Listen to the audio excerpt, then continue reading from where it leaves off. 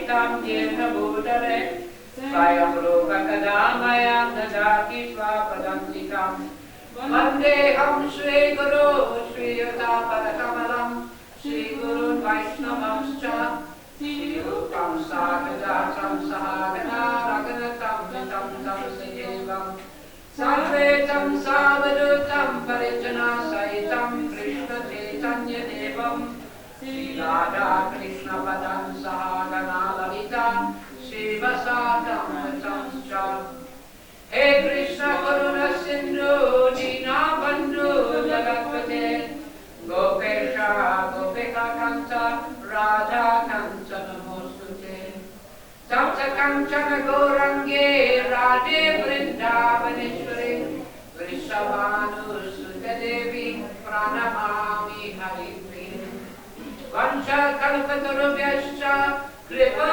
सिन्धुभ्य एव च पातितानां पावनेभ्यो वैष्णवेभ्यो नमो नमः नमो महावदन्याय कृष्ण प्रेम प्रदायते कृष्णाय कृष्ण चैतन्य नाम्ने गौरचते नमः जय श्री कृष्ण चैतन्य प्रभु नित्यानंद श्री अद्वैत गदाधर श्रीवासादि गौर भक्त वृंद हरे Krishna Krishna Krishna Hare Hare Hare Ram Ram Ram Hare Hare Hare Krishna Krishna Krishna Hare Hare Hare Ram Ram Ram Hare Hare. Reading from Srimad Bhagavad Gita, chapter 8, Attaining the Supreme, text number 23. You've got it? Yes. Yatra kale tvanavritim Yatra kale tvanavritim Avritim chaiva yogina Avritim chaiva yogina Prayata yanti tam kalam Prayata yanti tam kalam Vakshyami bharatashava Vakshyami bharatashava Yatra kale tvanavritim Avritim chaiva yogina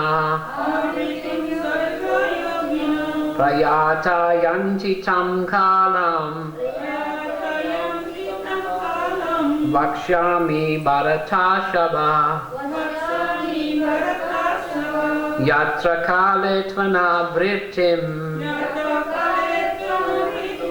Avritim chaiva yogina Prayata yanti tam kalam Vakshyami bharatashava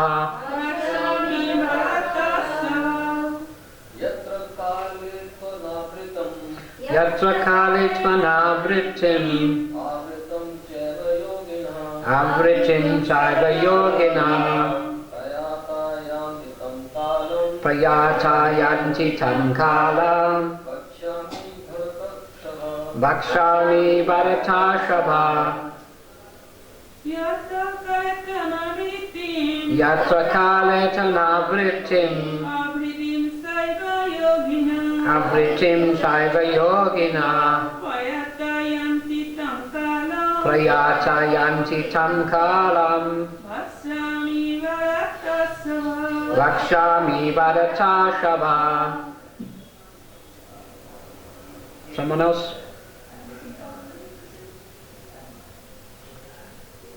Good? Yeah. Okay. Yatra kale tva Yatra kale tvanavrittim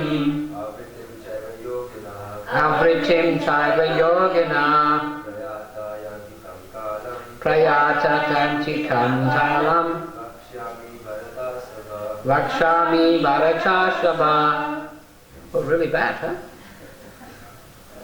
Okay, another one.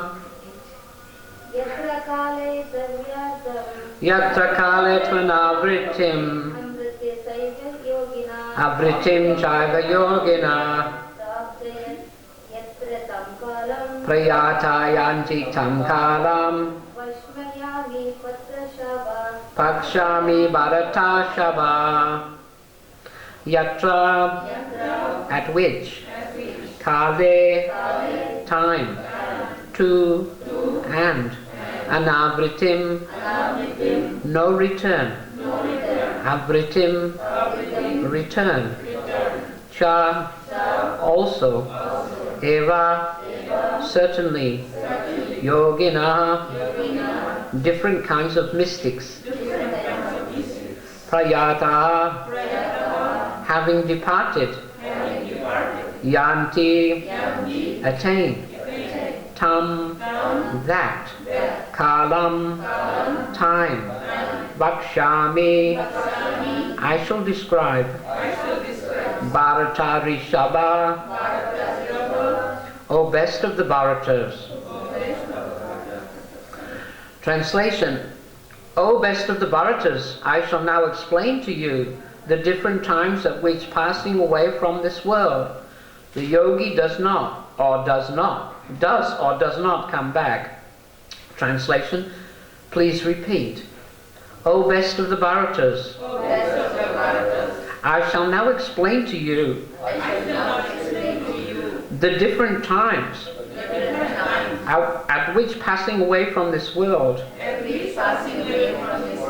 the yogi does or does not come back. Srila Prabhupada's purport: The unalloyed devotees of the Supreme Lord, who are totally surrendered souls, do not care when they leave their bodies or by what method. They leave everything in Krishna's hands and so easily and happily return to Godhead. But those who are not unalloyed devotees and who depend instead on such methods of spiritual realization as karma yoga, jnana yoga, and hatha yoga must leave the body at a suitable time and thereby be assured whether or not they will return to the world of birth and death. If the yogi is perfect, he can select the time and situation for leaving this material world. But if he is not so expert, his success depends on his accidentally passing away at a certain suitable time. The suitable times at which one passes away and does not come back are explained by the Lord in the next verse. According to Acharya Baladev Vidyabhushana, the Sanskrit word kala used herein refers to the presiding deity of time. Text 24. Agni Jyoti Ahasukla Sanmasa Uttarayanam Tatra Pravata Gachanti Brahma Vidojanaha. Those who know the Supreme Brahman, this is the translation of course, attain that Supreme by passing away from the world during the influence of the fiery god in the light, at an auspicious moment of the day, during the fortnight of the waxing moon, or during the 6 months when the sun travels in the north. Srila Prabhupada's purport: when fire, light, day, and the fortnight of the moon are mentioned, it is to be understood that over all of them there are various presiding deities who make arrangements for the passage of the soul. At the time of death, the mind carries one on the path to a new life. If one leaves the body at the time designated above, either accidentally or by arrangement, it is possible for him to attain the impersonal Brahma Jyoti. Mystics who are advanced in yoga practice can arrange the time and place to leave the body. Others who have no control, if by accident they leave at an auspicious moment, then they will not return to the cycle of birth and death, but otherwise there is every possibility that they will have to return. However, for the pure devotee in Krishna consciousness, there is no fear of returning. Whether he leaves the body at an auspicious or inauspicious moment, by accident or arrangement. Text 25. Dumo ratristata Krishna Chanmasa Dakshinayanam Tatra Chandrama Samjoti Yogi Prapya Nivatate. Translation: the mystic who passes away from this world during the smoke, the night, the fortnight of the waning moon, or the 6 months when the sun passes to the south, reaches the moon planet, but again comes back. Srila Prabhupada's purport. In the 3rd canto of Srimad Bhagavatam, Kapila mentions that those who are expert in fruitive activities and sacrificial methods on earth attain the moon at death. These elevated souls live on the moon for about 10,000 years by demigod calculation and enjoy life by drinking soma rasa. They eventually return to earth. This means that on the moon there are higher classes of living beings, though they may not be perceived by the gross senses. Okay, I was asked to go to text 25, but 26 is the same subject matter, so I'll include it so we don't get confused. Sukle Krishna gati yete jagata shasvate mate ekaya yakshina vrittim ayayavatate puna. According to the Vedic opinion, there are 2 ways of passing from this world, one in light and one in darkness. When one passes in light, he does not come back, and when one passes in darkness, he returns. Srila Prabhupada's purport. The same description of departure and return is quoted by Acharya Balidev Vidyabhushana from Chandogya Upanishad 5.10, 3-5. Those who are fruitive laborers and philosophical speculators from time immemorial are constantly going and coming. Accordingly, they do not attain ultimate salvation, for they do not surrender to Krishna.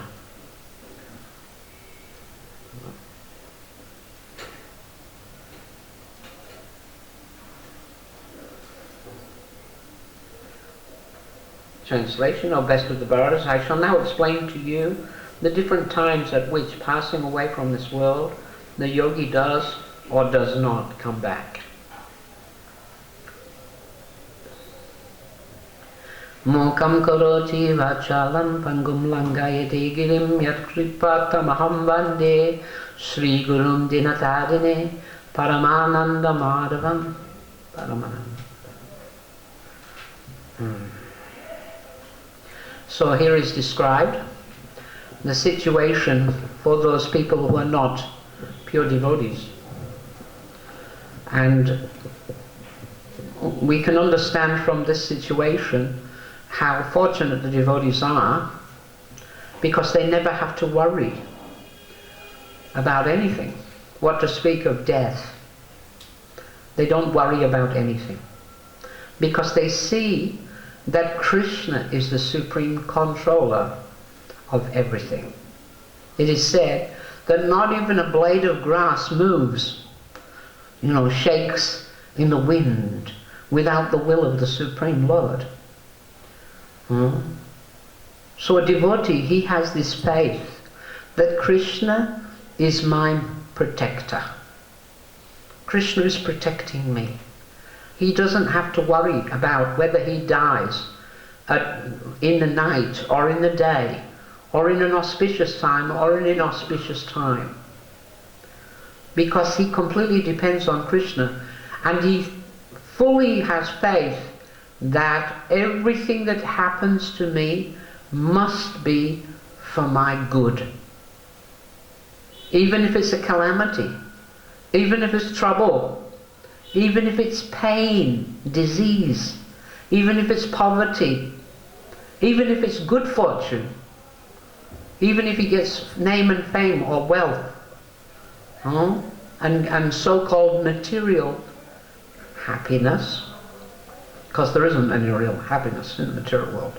But a devotee feels happiness because he has no fear and he has no lamentation. A devotee doesn't lament. Materialists, whether they be karmis or jnanis or yogis, are classified as almost materialists. You know, like the jnanis and the yogis, you might say, well, they're just meditating on Brahman, which is completely pure spirit. But still, they don't surrender to Krishna. They're not surrendering to Krishna. They're holding out. They want their enjoyment. They have a personal enjoyment, their own personal desire. Now most devotees, they hear all the time that Brahman, Sayuja Mukti, is as good as hell, isn't it? Devotees say it all the time, that Brahman, Sayuja Mukti, is as good as hell. But it isn't like hell. It is unlimited bliss. And there is no misery at all in Brahman. There is no three modes of material nature in Brahman. There is only an experience of Sat Chit Ananda. Eternality, transcendental knowledge, and bliss. They know Aham Brahmasmi. They know that they're not this body. And they experience Brahmananda, which is millions of times greater happiness than the happiness of the demigods. Such bliss. It's such happiness that the Brahmanandis, experiencing that Brahmananda bliss, they have no material desires. Example is given of the four Kumaras. The four Kumaras, they were experiencing Brahmananda. They were self-realized impersonalists, Brahmanandis, not Mayavadis. They're Brahmanandis. Mayavadis are not liberated at all. They just imagine they are. But no, the four Kumaras were truly liberated, impersonalists in Brahman. And they had no material desires. Therefore, they chose to never grow old. They always remained like little boys, because they were such powerful yogis. And Lord Brahma, their father, he wanted them to become progenitors, like to increase the population of the universe, because it was in the beginning of creation. And his job is to create many facilities so the spirit souls can take birth. Because all the spirit souls are there, stored. They're all stored up and they're blazing with material desires. They want to come out and express their material desires, but for that they need material bodies. They need material bodies. Without a material body, well, you can't eat, can you? Without a material, you can't eat, if you're just a spirit soul in Brahman, well, you're just bliss. There's no need of any hunger. There's no need of any thirst. And they're Atmaramas. Atmarama Chamunayam. They're completely self-satisfied. They're completely self-satisfied. They don't need anything. They don't want anything. They're fully satisfied in the bliss they've got. So these completely Brahman realized sons of Brahma, he's ordering them, I want you to beget children, you know, and have lots and populate the universe. I said, forget it. We don't want to get involved in this kind of activity. Therefore, they were yogis and they choose not to grow. They just remained like little children. For Brahma, he was like, I'll have to beget some more children. But they were very happy. They were very happy. The four Kumaras are very happy. And they are always wandering around the universe, going and looking here and there. But they have no material desires. Then why are they wandering around? Why are they wandering? Why do such persons wander around? Huh? Why do pure devotees wander around as well? They could just stay in Vrindavan. No, they do so for the benefit of others. Also the Brahmanandis, they're Mahatmas, they're sadhus, and they wander around for the benefit of others. And by the mercy of such sadhus, whether it's an impersonalist, or it's a Paramatma realized yogi, or it's a pure devotee, a Bhagavan realized soul, you get that realization by their blessing. You don't get it any other way. You can't get by, you know, any amount of sadhana, any amount of study, any amount of tapasya. No, you have to take the dust of the lotus feet of sadhus and smear it on your body. And that means you must please them by submissive service and hearing. So they were wandering around, and the four Kumaras, they had heard from different other sages about Lord Narayan, Lord Vishnu. They'd never seen him, but they'd heard of him. So they were wandering here and there. And so they went to Svetadvipa, the Vaikuntha. They went to Vaikuntha because they were Brahman realized. They were spiritually qualified to enter into Vaikuntha. Well, to the gate. Because they're not devotees. They're Brahmanandis. Therefore they got as far as the gate. And what happened? Stop. You're not allowed to go any further. Even though they'd never been checked up. They'd never been stopped from going anywhere before. Now they were being stopped. And they couldn't understand. They couldn't understand why they were being stopped. And by the arrangement of the Supreme Lord, they became angry. Even though they're fully self-satisfied and completely self-controlled. Because they were anxious to see Lord Narayan. And they wanted to enter into that place and see it. Because they'd seen everything else. They knew everything else. But they were impersonalists. And they'd heard about Lord Narayan. And they very much wanted to see him. And see Vaikuntha. But all of a sudden, there was these two big doorkeepers who were enormous, with weapons in their hands. And they said, "Go home, little children." And they were very angry. "Don't you know who we are? We're the four Kumaras. We look like children, but we're not. We're fully self-realized souls, full of mystic power, and we can travel anywhere at our free will." That's one of the mystic abilities. And being the sons of Brahma, they immediately had that. Just like Narada also. So the four Kumaras, they became very angry at the doorkeepers and they cursed them. "We have heard that persons in Vaikuntha are all on the transcendental plane. Therefore, how has such pride and arrogance manifested before us Therefore, you shouldn't be here.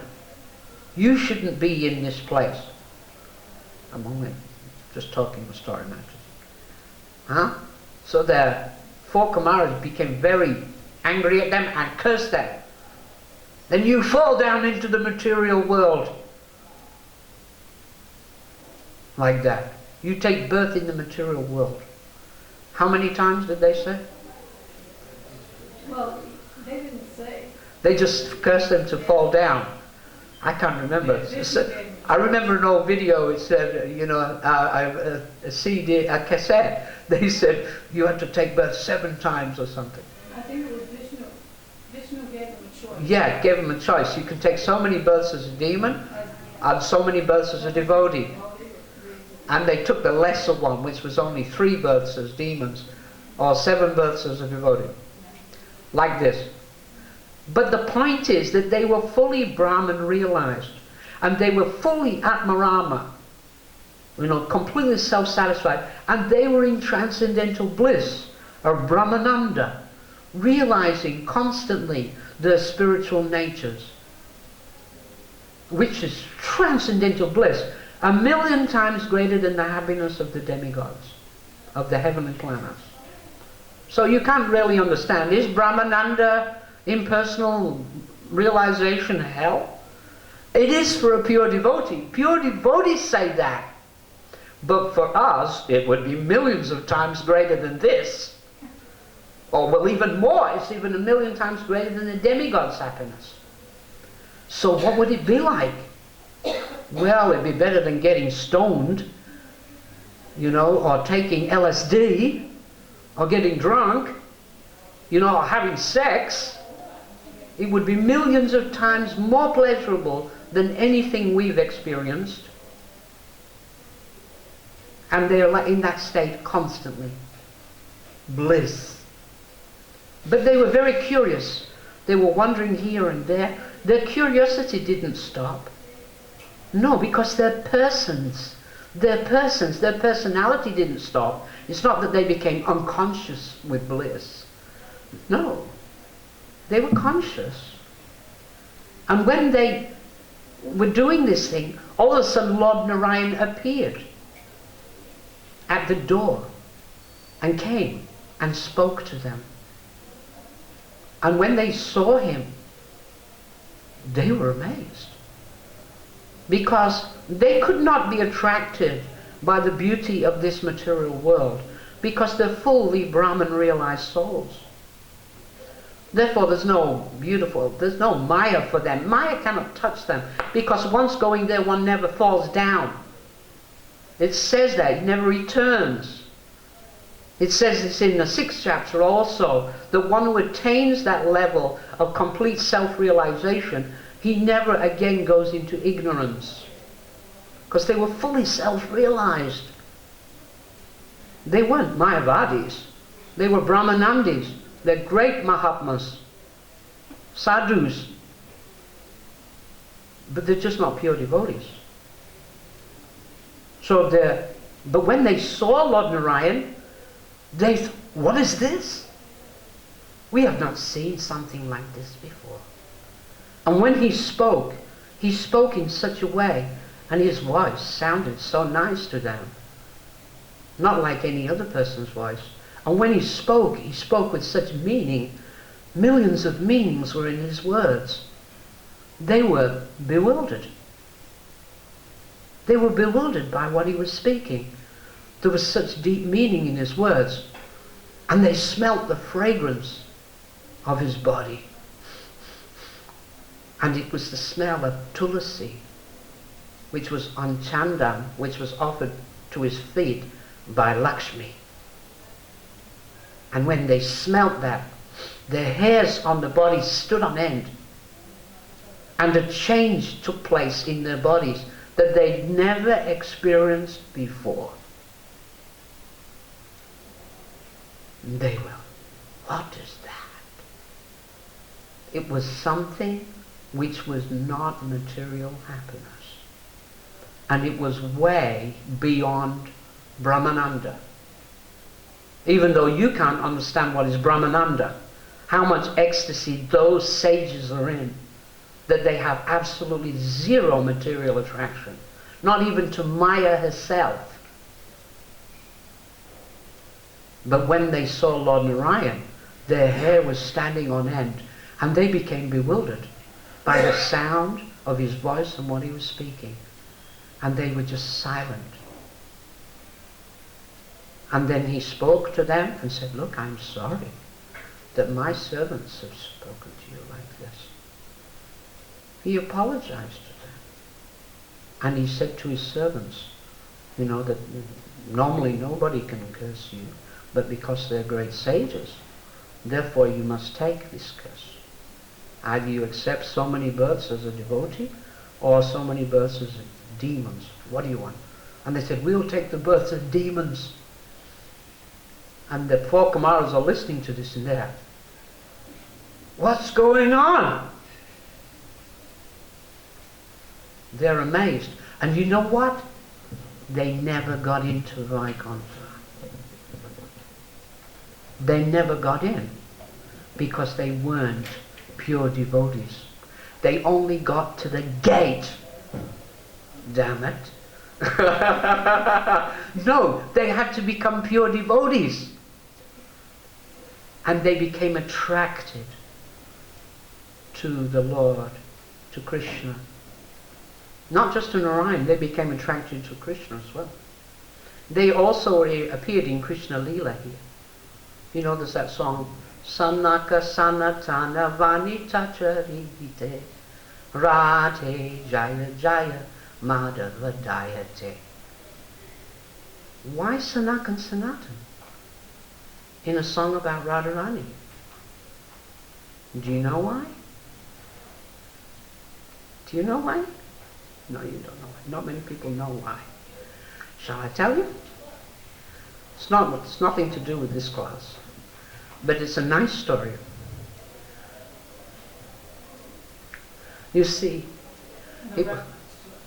it's in a reference to how, you know, you may die, so you should think of Krishna. You should always think of Krishna, and then you have no fear. It doesn't matter whether you die in the night, or in the day, or in the light, or in the dark, or an auspicious or inauspicious time. For a devotee, it doesn't matter, because a devotee has no fear. Kitten logic. Kitten logic. Have you heard of kitten logic? There's two things. There's the kitten and there's the cat and the rat. Kitten and rat. Oh no. Kitten and monkey. Kitten and monkey logic. Like this. So the baby monkey, a baby monkey, you see them, they're hanging onto the hair of the mother. The mother's walking around and the baby is hanging underneath, tightly holding on. Has to hold on so tight. And the mother will jump from branch to branch, jump on the wall, run along the wall. And the baby monkey has to hold on very tightly. Otherwise, fall down. Die. If the monkey's jumping in a high tree and the little monkey lets go, the baby, finish. So has to hold on very tightly. Fearful. Has to hold on tightly. But the kitten is playing. Just playing around. And if there's any danger, the mother cat comes and just picks up the kitten in her mouth, grabs hold of the loose skin on the back of the kitten's neck, right? And carries the kitten away. The kitten just, what happened? Completely dependent on the mother for protection, isn't it? Kitten is completely dependent upon the mother. The kitten is not holding tight. No, the kitten is completely dependent. So there's these two kinds of logic, monkey logic and kitten logic. You understand? The monkey logic is like these karmis, jnanis, yogis. They have to very strictly follow so many rules. Not that you should not follow rules, but they have, if they don't follow, well, then you're going to have to take birth again in the material world. They have to control when they'll leave their body at an auspicious time. Here it's given, there's two kinds. And even they may leave accidentally because they're not so controlled. They can't control their life heirs. And so they may have an accident, like Bharat Maharaj. Bharat Maharaj, he had an accident, and what happened? He had to take birth as an animal. Yeah, because he was thinking of an animal. Accidentally, and boom, took birth as an animal. And you might say, but he was engaged in devotional service, wasn't he? No, he slipped up. He wasn't. He wasn't pure devotee. No, he wasn't unalloyed. He had some maya. Like that. But you don't have any maya, do you? No, you don't have any maya. You have to get yourself together now. I just heard from my dear godbrother Bhaktisiddhanta Saraswati Das this morning. Get serious about Krishna consciousness. Said the dream kept coming, Prabhupada kept telling him in the dream, get serious about Krishna consciousness. Get serious about Krishna consciousness. Get serious about Krishna. He said even Prabhupada brought a marble slate, with carving on it, in Latin, painted in gold and colours. And Prabhupada said to him in the dream, can you read Latin? He said, yes, Prabhupada. He said, well, what does it say? It says, get serious about Krishna consciousness. I thought that was wonderful. I laughed like anything. So when you get serious, you'll have no fear. You'll have no lamentation, and you'll have no death. Oh, the four Kumaras. You want to hear about the story? Okay. All right. So in Vrindavan, Krishna had grown up, and he was a teenager. And and the gopis, they are all marriageable age. They were young teenage girls. Because you have to remember that Radharani is just a little bit younger than Krishna. Nonsense. Radharani is younger. When Krishna went to the place of Vrishabhanu Maharaj, like that, she was in a cot.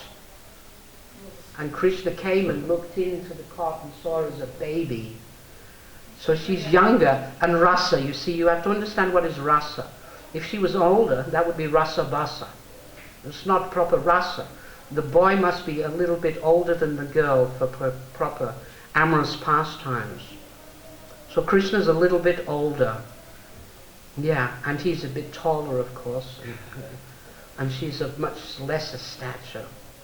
A bit younger, like that. You can look up the age if you like. She's eternally Nityakishori, and he's eternally Nityakishore. She is about, I can't remember exactly, he's 15 and some months, and she's 14 and some months, about 10 months younger than him. You can look up the ages if you like. You'll find trouble finding it, but it's there in Goswami literature. Anyway, back to the four Kumaras. So they grew, and in Bhaumalila. It's Bhaumalila. In the spiritual world, they're Nitya. They're eternally that age. But they grew here, because this is his Bhaumalila. And so they became of marriageable age. And everybody thought that Krishna would marry Radharani. Everybody, and everyone thought Radharani would marry Krishna. Everybody, including Mother Yashoda, including Nanda, including King Vrishabhanu and Kirtida. Everybody thought that they would marry. Nobody had any doubt about it. And then something happened. Two great sages came to visit Vrindavan and Varshana. And guess who they were? Sanak and Sanatan Kumar. And they are so famous. They are so incredibly famous. People just don't see them on the earth.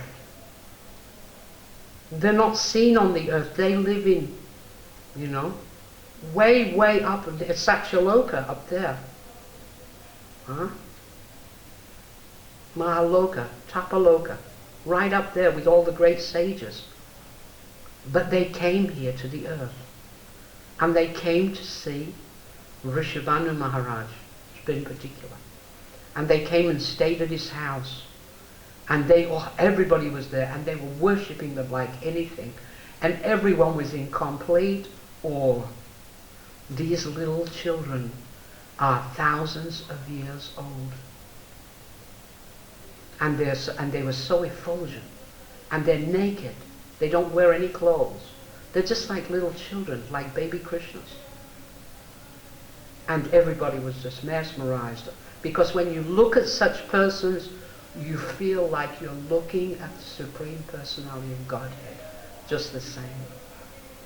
Because they're pure devotees now. They are unalloyed devotees now.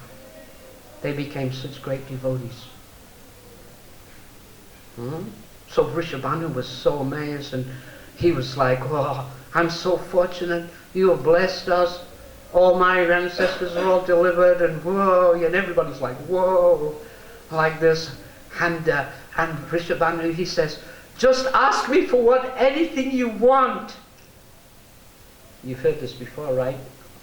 Who did this as well? Dasarath did this, didn't he? He said, just ask me for whatever you want. I want to give you something. I will give you anything you want. They said, you will? You promise? Oh, absolutely. Whatever you want. Nanda was there. Everybody was there. Yeah! We'll give you whatever you want. They said, really? Well, you know you have this daughter. And she's of marriageable age. And we think the best thing you could do is give this girl in charity to someone to get married. And they all thought, oh, you're going to ask us to get her married to Krishna. And guess what they said? They said, we know this boy who's perfect to get married to this girl. He's just the most perfect match for this girl. And they said, really? What's his name? Guess what they said? Huh? Abhimanyu, Iron Ghosh. That's their job. They arranged the marriage of Radharani. That's why they're in the song. You want me to tell you what happened? Well, so when everybody was like, they didn't know what hit them. And Krishna was there. And Krishna said, that's a really great idea. He's perfect. I know this guy. He's really good. And Radharani was like, oh no, oh no, oh my God.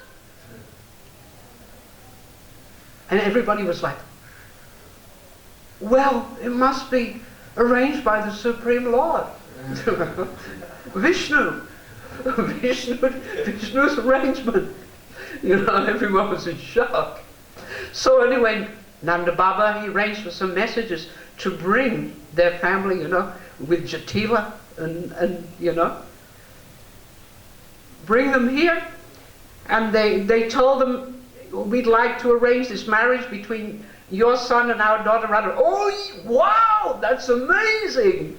The princess of Vashana to our son.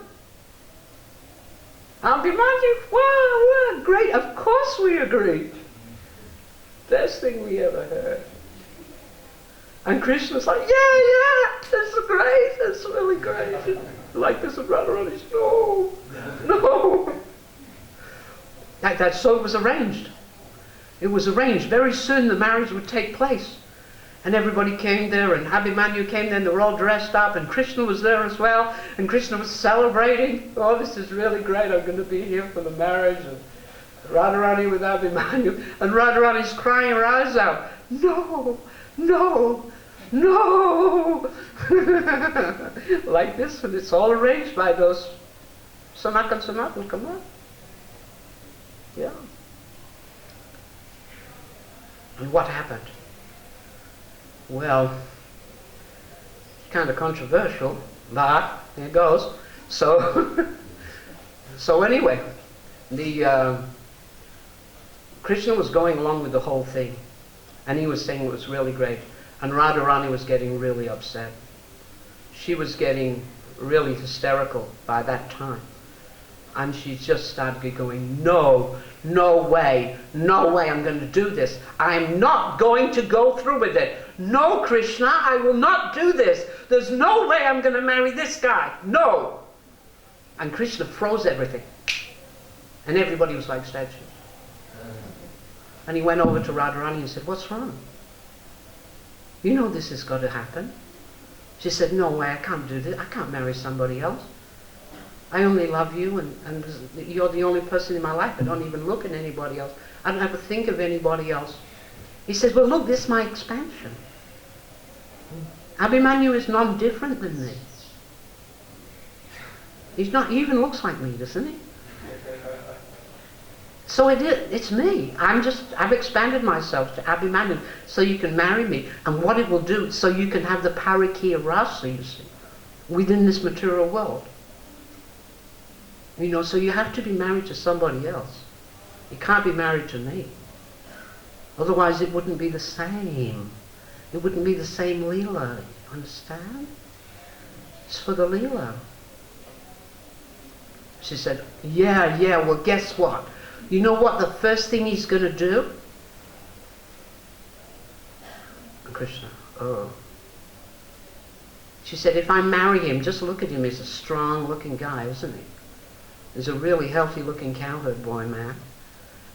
You know what the first thing he's going to do is, don't you? And Krishna, okay, then I can fix that, he said. I can fix that. And he made a movement with his hand, like this. And Abhimanyu was immediately castrated. Like that. Of course, they were all frozen in time. They didn't know what happened. So anyway, Krishna said, so it's done, all right? You'll marry him. He'll never touch you. He'll never touch you. It's done. He said, I couldn't handle it either, actually, when he brought it up. I didn't like it. Okay, so it's done. And she said, okay, I'll marry him now. So anyway, Krishna took them all back into time. And Abhimanyu immediately, oh, what was that? I think I need to go, you know, what happened? What happened? And he was so ashamed. He lost his manhood. For some reason or other, it just disappeared. And so he couldn't tell anybody. And he couldn't face Radharani either, but the whole thing was arranged. And so he had to marry her. But he never ever touched her. And he never felt like she's my wife or anything, because he's castrated. What's the reference? Aha! Well, I heard this story.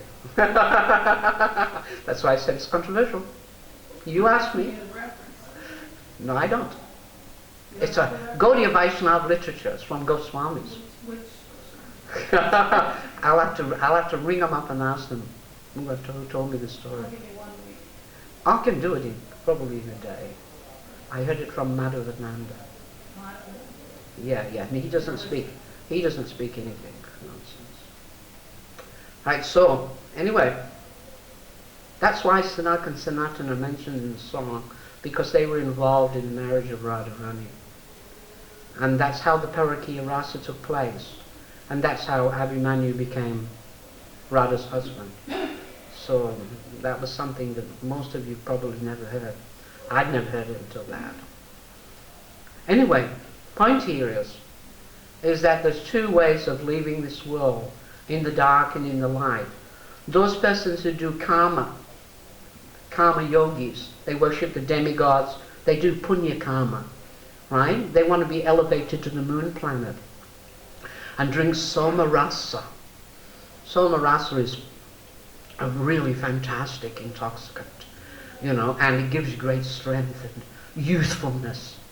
And on the moon planet, of course, the apsaras are available, and they can enjoy unlimited sense gratification way, way more than here for 10,000 years of the demigods. Now you have to remember that a year of the demigods is about 6 months our time.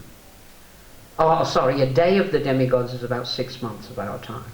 So it's like 6 months means what? 200 times longer. So 10,000 years of the demigods. So quite a few million of our years they'll live, and no old age, no disease like that. And the ladies there, they only get pregnant in the last year of their life, and that's it. After thousands and thousands of years of sense gratification, millions of years, sorry, like that. So those materialists, in hearing these things, they become attracted to those things, and they perform these activities. Also, they're also attracted to Brahmananda, impersonal realization, or Dhamma Artha Kama Moksha. Because Dhamma Artha Kama, going to the heavenly planets, is karma. But going into the Brahma Jyoti is moksha, and gets Brahmananda, like the four Kumaras said, which is so great, million times greater than even the heavenly enjoyment on the moon. And it's permanent. It's permanent. You see. This is Brahman realization, God realization. It's a form of God realization, Brahman. And from that position you don't fall down. Not like the Mayavadis who imagine that they're liberated. No, it's a Brahmanandi just doesn't have information about the Bhagavan feature. But when they get it, like the four Kumaras, whoa, what was that? What was that we experienced? It was so wonderful. Their hairs were standing on end, and they became bewildered. They didn't know what to say.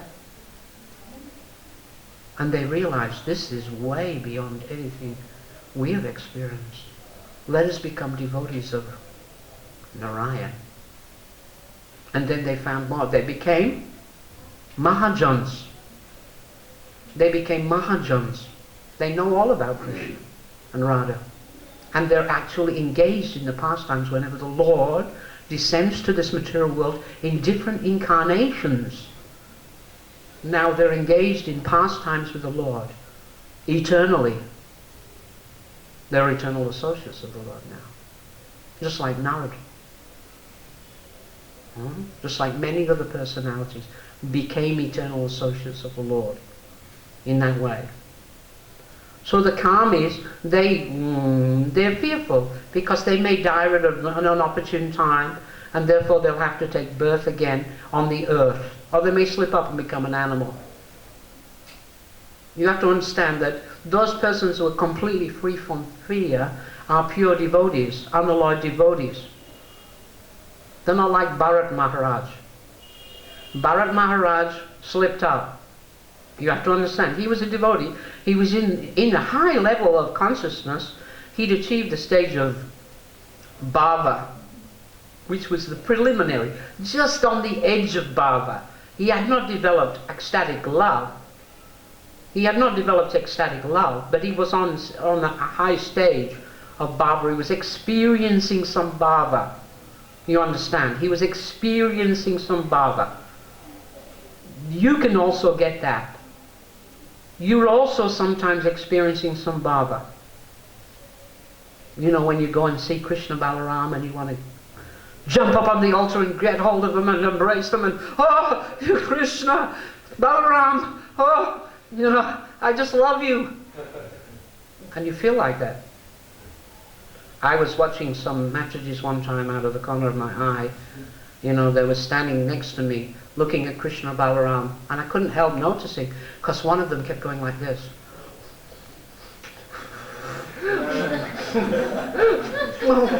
Like this at Balaram, I think, and I'm looking at it and I'm going, whoa, man, I wish I had that kind of love. And she was only some young 18, 19-year-old bhaktin, but she had the right idea.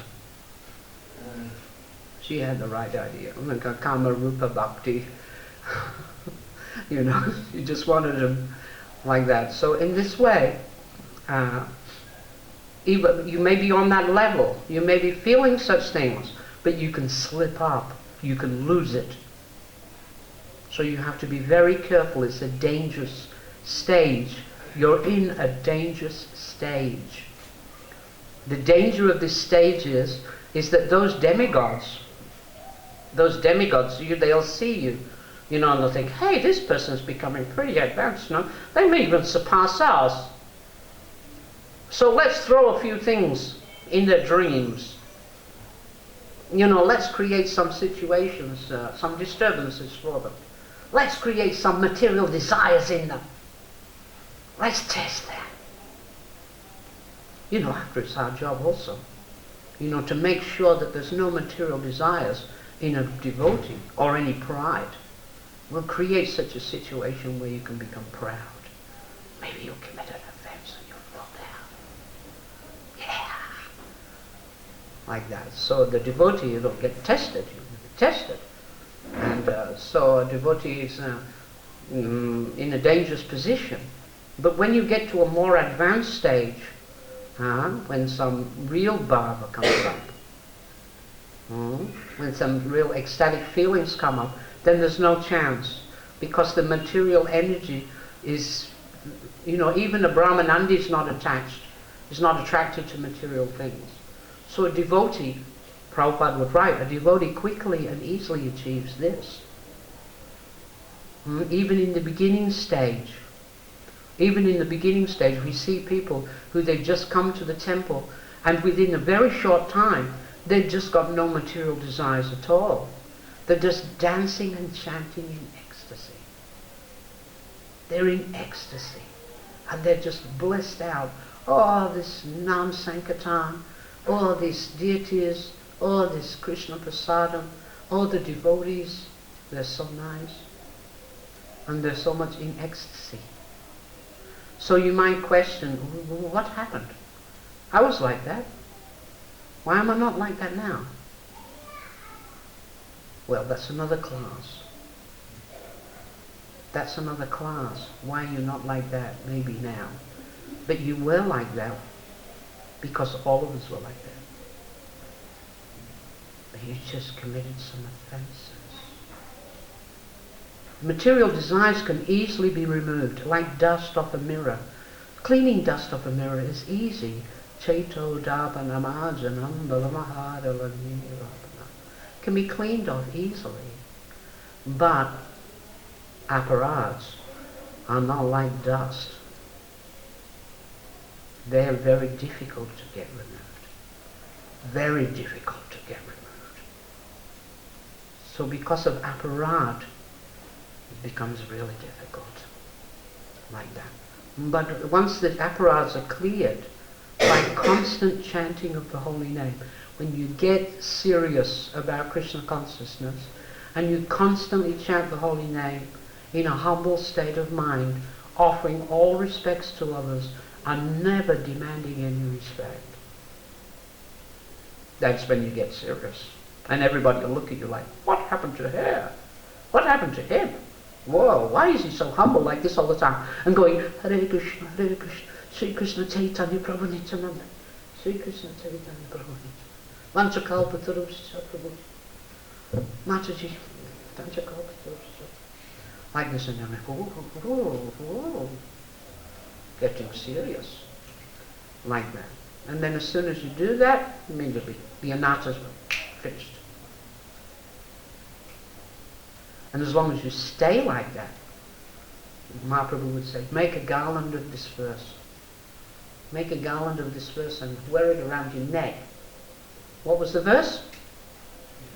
Tunadapi sanichena taro eva sahishnana amanana manadena ketanaya sadhari. When you ketanaya sadhari, all good qualities will develop. All good qualities will automatically develop, and you'll have no fear, no matter what happens. No lamentation, no hankerings, and no death. There'll be no death. Only life. And that's why Prabhu said, such devotees who have life, they preach. They preach because they've got life. Transcendental life. Like that. So if you're just Hare Krishna, and you're in a wonderful situation, because even living 3 days here, even living 3 days here, whatever offenses you committed, finished. Just like Krishna did. Just after 3 days, if you chant Hare Krishna here, all your offenses will stop. You just stay here and chant Hare Krishna like this. And always offer respect to the Vaishnavas and serve them. And it's easy. Lord Chaitanya's made it easy. Just ask Gaunitai, especially Nityananda. Nityananda. Everybody's inquiring about the mercy of Nityananda, it's said. Just by the mercy of Nityananda, one can easily get the mercy of Lord Chaitanya. And if you get the mercy of Lord Chaitanya, Radha Krishna said, oh, we'll accept you immediately. Rasalila, come on. It says that. Prabhupada has written that if you want to go into the Rasalila, just get the mercy of Nityananda. Which means, serve your Gurudev. Please him.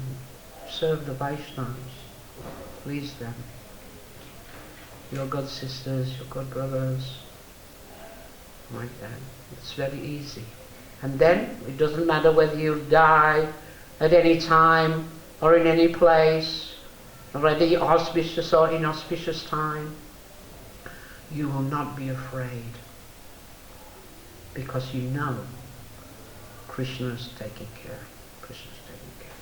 And whatever happens to me, it must be for my good. That complete faith that Krishna is looking after me. He's protecting me, he's maintaining me, and everything is for my good. Okay? I'll find that quote for you, Mataji, if you want to know. It's a nice story anyway. I didn't even worry about the quote, I just was like the story. I'm more sentimental than you. Okay, does anybody have any questions? Or any comments?